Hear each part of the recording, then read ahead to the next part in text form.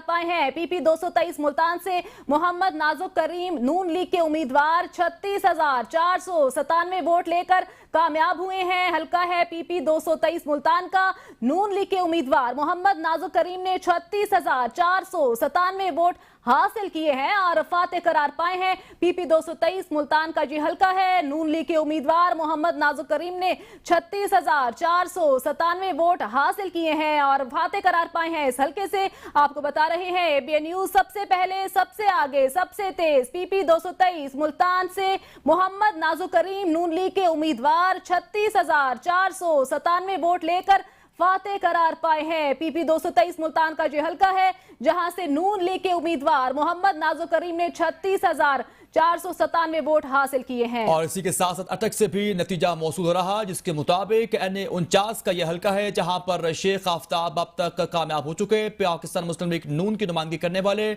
मोहम्मद नाजुक करीम इस वक्त 36,497 वोट हासिल करके अपने हल्के में कामयाब ठहरे गए हैं। मुल्तान से हल्का पीपी 223 से